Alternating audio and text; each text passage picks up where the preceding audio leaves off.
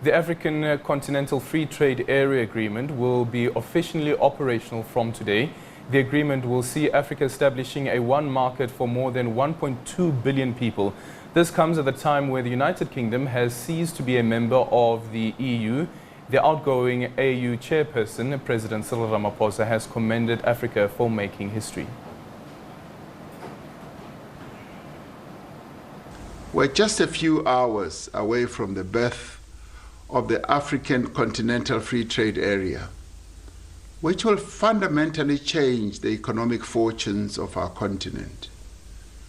It is the start of a new era of trade between African countries, when the continent will produce the goods and services it needs, when its economies will grow, economies will industrialize and also diversify, when it will realize the great potential of its abundant natural and human resources. I call on the entrepreneurs of our nation to seize the abundant opportunities that this historic development will present to explore new markets and build new partnerships and new businesses.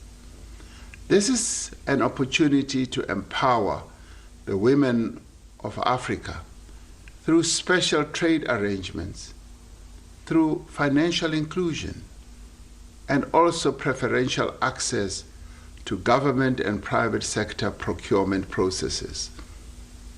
South Africa's chairship of the African Union is now coming to an end, just as we also end our term as a non-permanent member of the United Nations Security Council.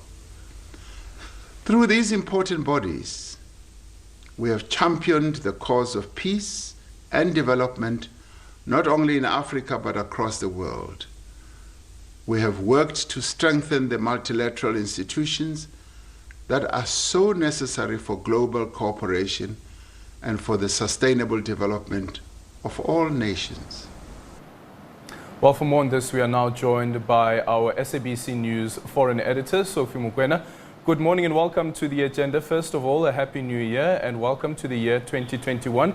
And the year 2021 starting off, of course, with the freight trade area becoming operational from today. Happy New Year to you, Aldon, and the crew and viewers around the continent and globally. Yes, indeed, today it is a historic day on the continent, one that today we will see the African Continental Free Trade Area Agreement officially becoming operational.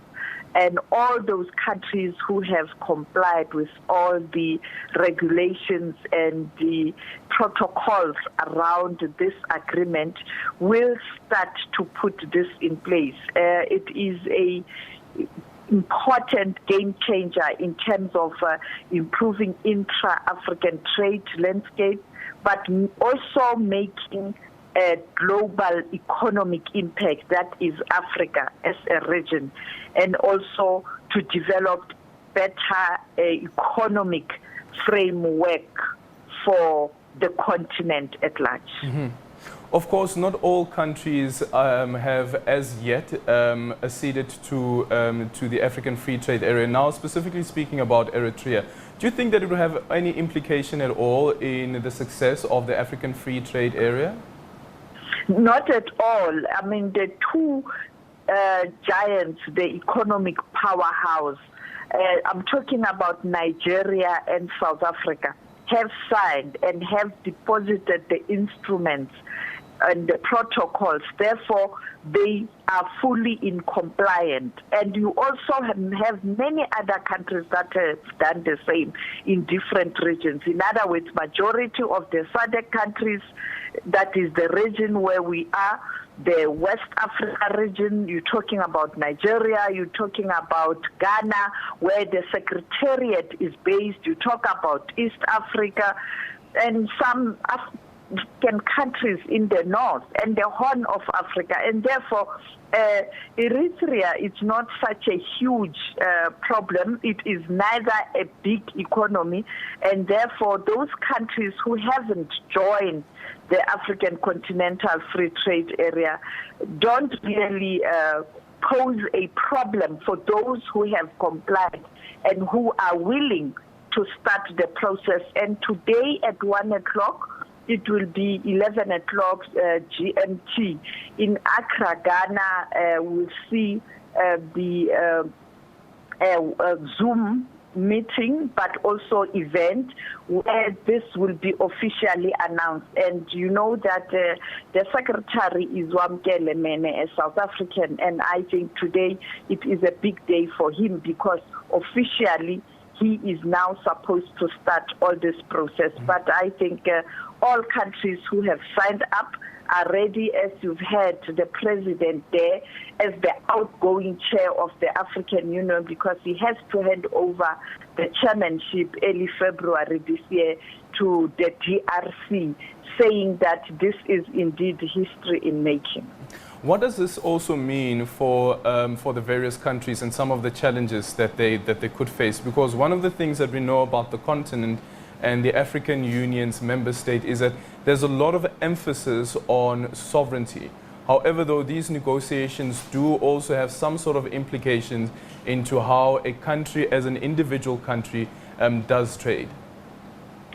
Well, the countries that have signed up and have deposited the instruments and are fully in compliance, they will be able to deal with those issues because it is clearly stipulated in the charter in terms of what needs to happen on issues of intra-Africa trade. And we know that we have different trade barriers or tariffs, and there is a clause or an agreement that speaks to that, and therefore those who have joined and are fully complying will be able to deal with that using that clause that deals with issues of tariffs. And we know that you are correct. At times you find a situation that where these big countries or big economies on the continent, the trade is in favor of such countries, the trade imbalance. But this is the way to try and deal with that. And I think in their wisdom, those who will be involved, particularly the trade ministers on the continent, will find a way to deal with this. The European Union has done it, even though as we speak, the United Kingdom has pulled out of the European Union, and you can already see how United Kingdom is suffering. I mean, its stature, it has already lost its stature at the global stage, and it has now to fight to ensure that as the country, the United Kingdom, starts bilateral trades with individual regions or countries, which is going to be a different way of doing business and a difficult path for the United Kingdom, because if the EU comes with a big check and United Kingdom can't counter that check, clearly whoever wants business on a particular sector, they will look for the European Union as a big market. So that is what is going to happen. This agreement is the largest in the world in terms of number of countries that will be involved, 55 African countries, 1.2 billion people, a very strong market. Just to make an example, let's look at the issue of COVID-19. To buy PPE as a country, you cannot compete with the United States of America, with the Czech, you can't compete with China, you can't compete with UK, you can't compete with Germany or France if you are an African country. But when you come as a continent, you purchase for the whole continent. A procurement is aimed at a population of 1.2 billion. That is a strong market. Whoever is the manufacturer of that particular PPE, they will definitely look at Africa in terms of the order and ignore other countries. And therefore, I think if the ministers of trade and the leaders, but also business, can ensure that this does happen and it is effective, we will be able to change the fortunes of the African continent in terms of the economic growth, particularly as we are scrambling to rebuild the economy after COVID-19. Yeah. And speaking about rebuilding the economy, just before COVID-19 as well, we saw on the continent how relations between the continent, the countries on the continent, as well as China really strengthened during the last 10 years or so. What does this African Free Trade Area mean for those South-to-South relations? You know, already there's what we call China-Africa relations. And therefore, when China decided to negotiate with Africa, much as China it is negotiating at bilateral level, but also there's this China-Africa relations where you have the whole region, the continent, negotiating trade with China. It will just strengthen that, because now you'll have infrastructure and facilities available. For example, there's a Zimbabwean billionaire, Masiwa. He was appointed by the African Union to be the African Union envoy on COVID-19. He has established a facility whereby Africa is buying in bulk in terms of what they need to deal with the challenge of COVID-19. Now, you can use that system that he has already established, because he's a guru on IT and communications, and he has put together young, brilliant minds across the continent to start these programs, the IT programs. And now we have this beautiful facility where you are able to place an order as the continent. You are able to know which country has run out of supply, and you immediately place order for that particular country. You send the order. We will use such infrastructure that we have established as a continent. It's a pity we don't talk much about that achievement, but it is the best program that the African Union has established. Thanks to Masiwa, the envoy, the man who's got experience in issues that are related to information and technology, and therefore he was able to start this facility. And of course, this was the advice from the current AU chair, President Ramaphosa, that this is what needs to be done, and he appointed those envoys, and they have established this important facility. Therefore, this is some of the facilities that we are going to use when we interact with countries or with regions. We also have a relationship with Japan, where Japan is engaging the entire continent. We were supposed to have a similar conference or meeting or forum with France this year. Unfortunately, due to the pandemic, we haven't had that to establish that forum. But we are seeing many countries now taking a decision, the rich industrialized nations, the G7 in particular, taking a new approach, dealing with Africa as a region. Russia has done the same. You know, the relationship last year, the president was there, and there was this forum of Russia and Africa. Therefore, I think Africa is becoming a strong market, and the advantage here, as the president has indicated, it is our natural resources. I'm talking about cobalt in the DRC, you talk about platinum, you talk about gold, you talk about diamonds. Therefore, what is critical is for countries to industrialize and therefore to beneficiate, so that when these products leave our shores, they are a complete product. They are not a raw material.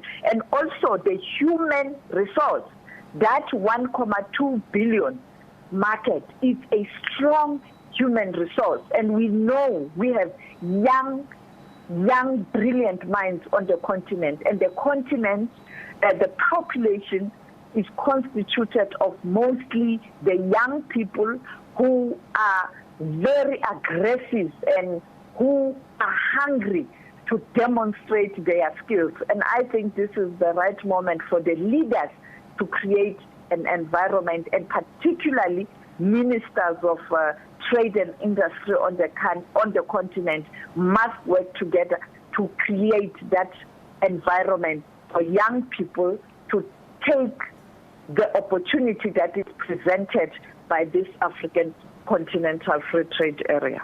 And just quickly, Ms. Sophie, that when we speak about this free trade area, we also speak about symbolically so about the decolonization process, and this for me is part of that decolonization process. But what does it mean for the former colonizers who still have an impact or an influence on trade on the continent? Well, this is the issue that Wamkele Mene, the Secretary of the African Continental Free Trade Area, spoke about, I think it was a month ago, when there was a special summit on this in preparation for today.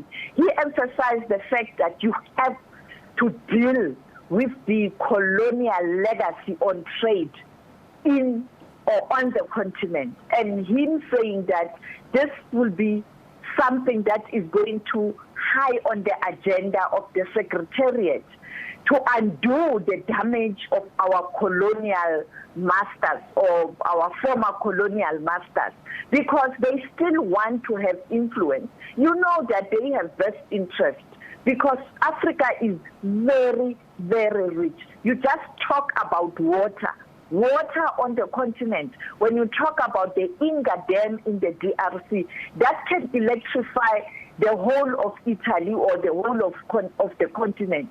Of course, our colonizers will continue to play a part in the scramble for Africa, but also try to play a role in destabilizing certain countries that are weak. We see what's happening in the Central African Republic right now.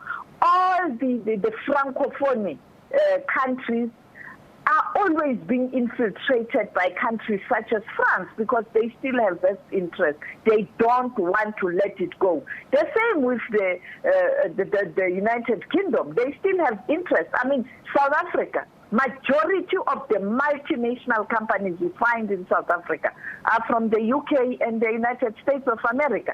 And therefore, the United States of America will have best interest in the stability of South Africa, or try to influence the policy direction the country is trying to take in the interest of its people.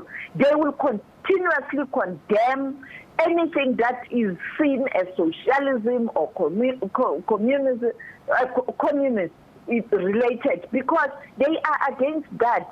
And the same with the UK. I mean, you have many British companies here in South Africa. They have investment. Even the citizens of the UK have lots and lots of investment. Just go to the Western Cape during the summer season in South Africa, holiday.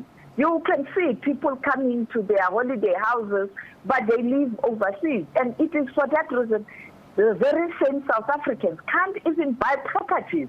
They are out of the market because they are being bought by rich, filthy rich former colonial countries. And therefore, we have to deal with that. And that was the dream of Kwame Nkrumah, Haile Selassie, Julius Nyerere, and them when they established Organization of African Unity, which has since become the current AU.